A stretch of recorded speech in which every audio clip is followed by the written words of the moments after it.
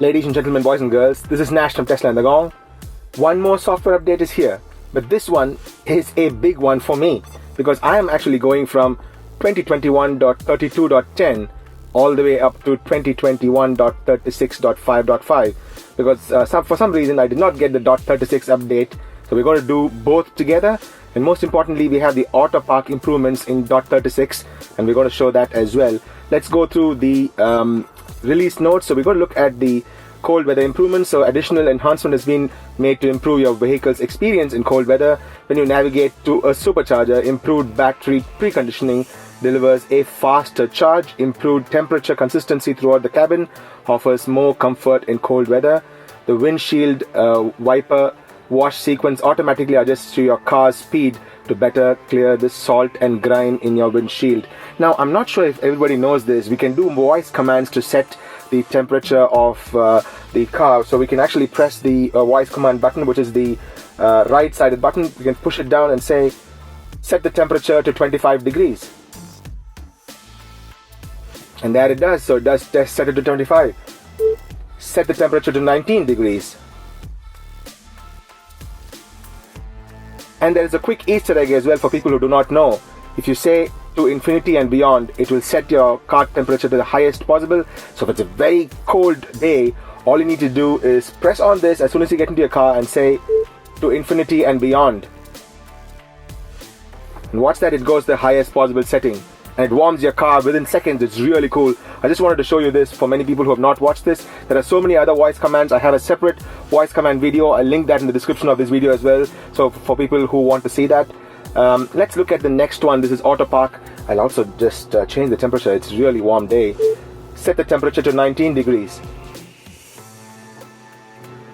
Right, yo. Autopark now identifies perpendicular parking spots using the painted markings and road edges. This is the one that we've all been waiting for. In my previous update, I have the link in the description as well. You can always skip to the Autopark part of that video. We showed that the car does not recognize the lines. It actually looks for cars parked on either side, so it only works on radar. Now it is vision based Autopark. It's amazing. I really am going to test this in the later part of this video. You can always skip to the part you want to watch. There are description chapters that you can move to. Let's test this in just a bit. And of course, the 5.5 only has just few mobile app improvements. You can now adjust the current charge, scheduled departure and scheduled charge time from your Tesla mobile app. We have been waiting for this for a very long time. It is great for people who live in apartments who don't want to come down from the 25th floor or the 30th floor just to set their departure times and trigger the charge current. So now we can do it from the app. Of course, you do need 4.1.0 app version for this to work. We'll review that in the later part of this video as well. Without further ado, let's do the Tesla Autopilot challenge. This is what we do every time a new software update comes. We drive through city streets. For people who have watched my videos, you'll know that I take the same route over and over again, pointing out what has improved, what is feeling a little better, what is feeling more human-like, and what has been broken in the dot updates that have come through. So let's do this right away. Alright guys, let's test Autopilot in this city street settings as well. You remember we have tested it before. We have Autopilot engaged. It was going a little close to that line. It still does the same thing. There's a curb there, but it seems to miss the curb without a problem. Of course, we're coming to a roundabout. Let's see if it negotiates the roundabout. It's a nice large roundabout. Yeah, keep going. No, it gave up. Okay, no worries.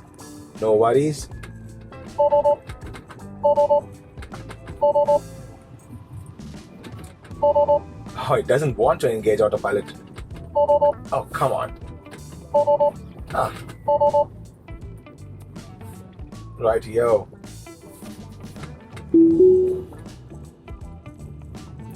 I'm not sure why it didn't want to engage Autopilot in the previous place. Okay, this is a little unnerving. We have to come to a slightly, better kind of a stop here, isn't it?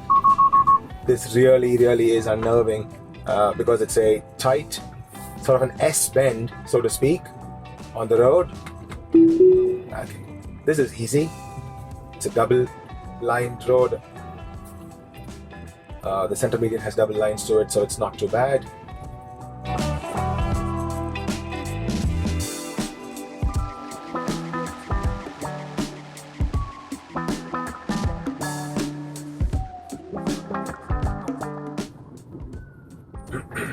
Let's see if it can recognize that 40 that comes up there. So it momentarily saw that 40, but by New South Wales law, we are supposed to go down to 40 when we come to that road. But it doesn't do that automatically. That is a little...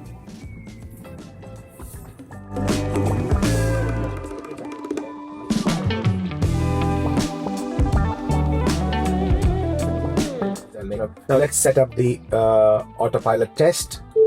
Navigate to Shell Harbour City Centre.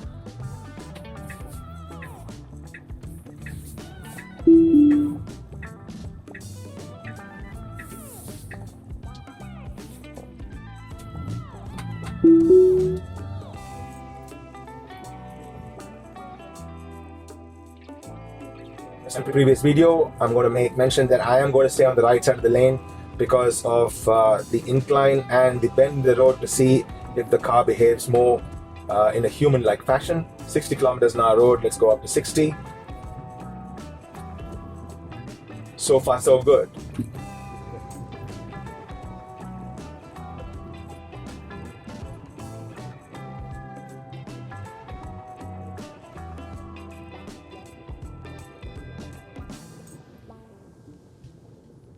This is the incline and the bend in the road I was talking about. Not bad. It used to go very, very close and almost cross over on that double median, but not bad. It is slightly better, I must say. It's an iterative improvement, but a welcome one at that. Again, here as well, it does go a little close to the line. At least the simulation looks like so.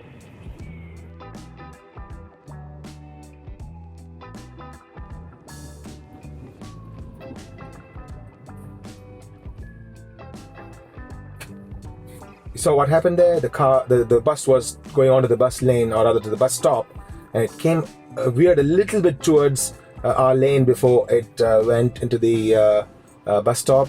The car recognized that and sort of applied the brakes. It was a little robotic in the way it applied the brakes. I would have wished for a more human-like brake application there, because it should have recognized earlier that the bus was veering towards our side. It would have been great if it done a little bit more of a human, slowing down. But having said that, decent one. It still keeps the passengers safe, because that's a good thing. Okay, if you want to change that to 80 kilometers an hour, just hold down on the right stalk.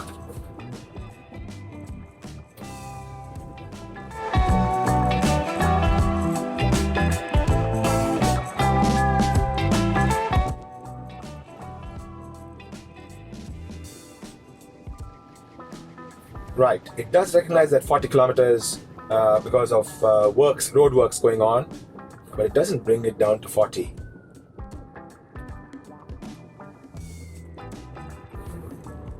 It flips from 40 to 100 because this is supposed to be a 100 kilometers hour road when we reach the Princess Motorway, rather Princess Highway. You can see it sees the 40. Probably I'll have to do it manually. Let me push down the stalk and bring it down to 40. Roadworks let us all, honor the roadworks speed limits and not overshoot that. It's the least we can do for people who are working to help get our roads better.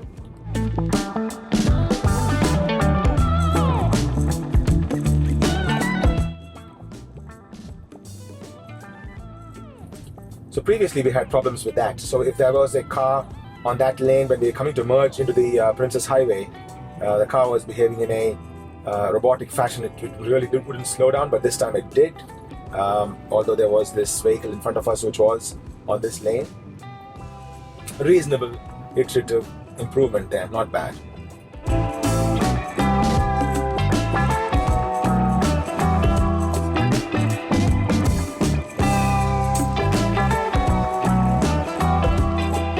So up ahead is the Albion Park crossing, where we have seen multiple times that the car wants to come to a halt there because of a pre-existing line. So it is in the map data, or rather it was in the map data before this right turn came up. So the car automatically wants to sort of stop right about here, right about there. You see, it thinks that that signal is for itself, although the signal is off at this time. Right, so that thing has not been fixed yet. But I must say that I didn't have to give a throttle. As soon as it recognized that that traffic light was off, it started going, but it did pause momentarily there. So it is a subtle improvement, only a subtle one at that.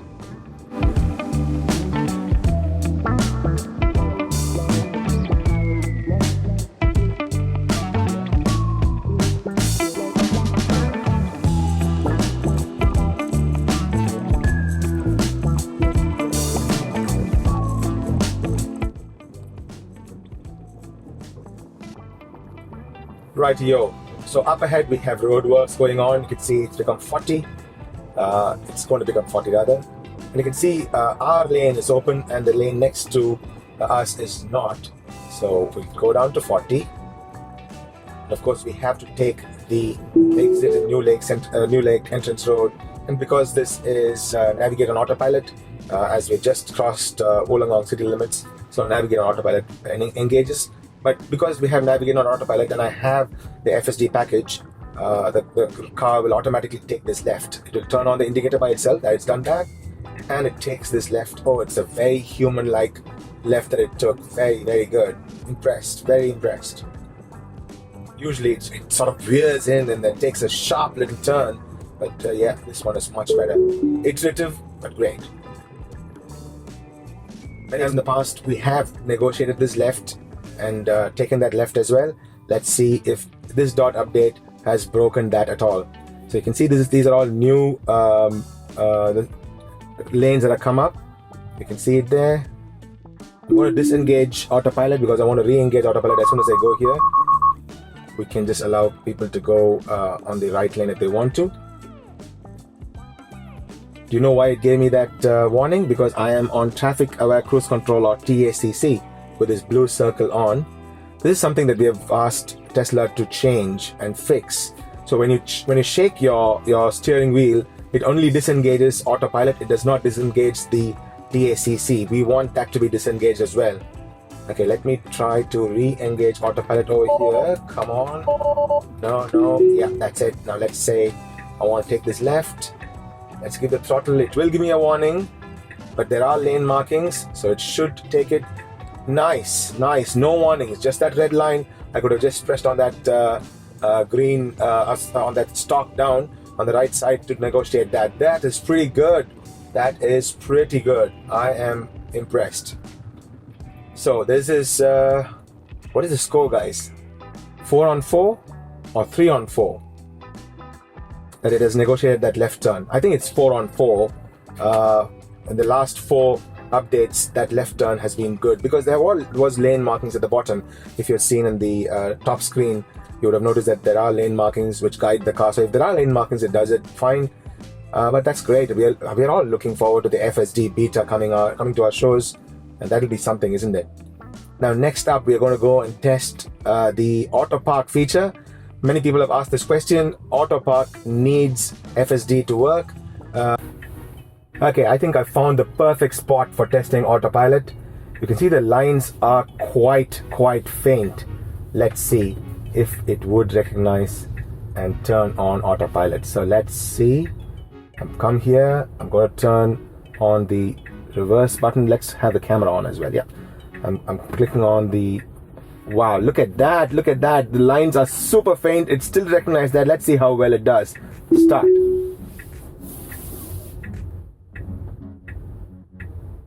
Okay.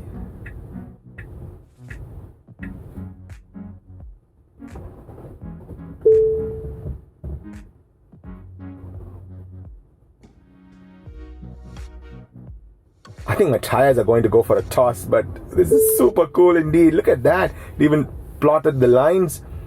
Nice. Oh, that is cool. This is super cool. Look at that. How good is that? How good is that? I am impressed. Okay, let's do one more test. Why not? Let's go forward. Now let's see if it will park on this side. Okay. Yes, it does. So if you're closer to this side, it does find this as well. Let's do that. And you can see the lines are super faint there. Oh, it does turn on the indicator by itself as well. That's even better. Nice. Okay, so it didn't choose this lane, it chose the lane beyond that. Of course, both are empty at this time.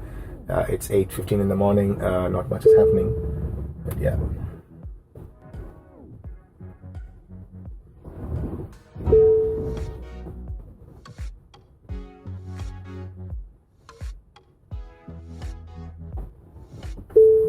That's pretty cool, isn't it? That's pretty cool. We're going to do one more test. So now we're going to see if it would find the one up front there. Okay, let's try this. Okay, coming to a standstill, turning on the... Oh, this is so cool. You see that there's a shadow there from the tree.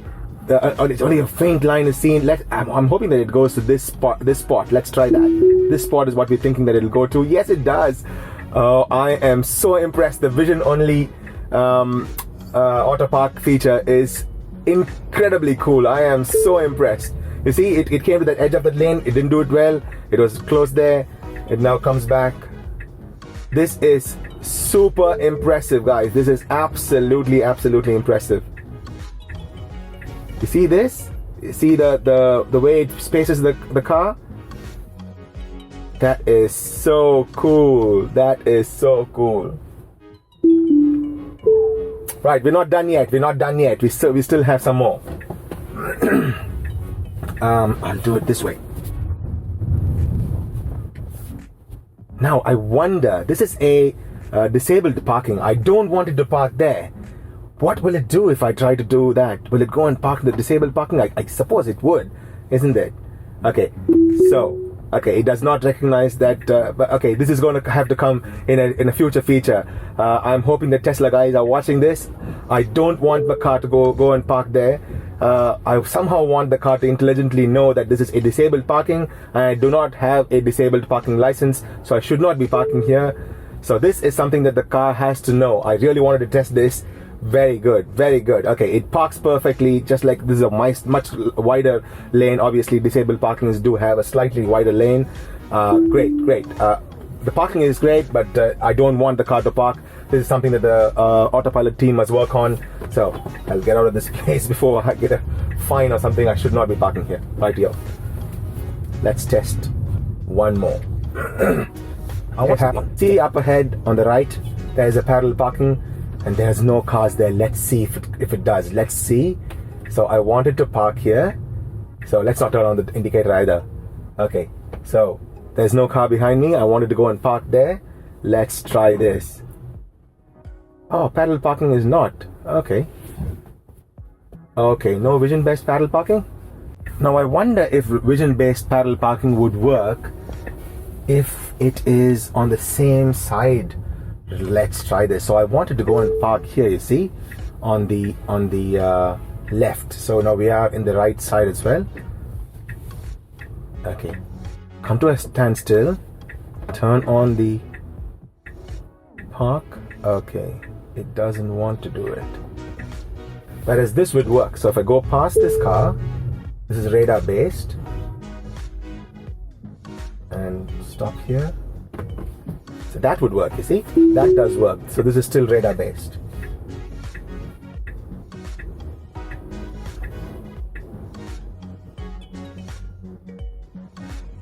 Okay, the person in front of me is warning me that I should not be parking here.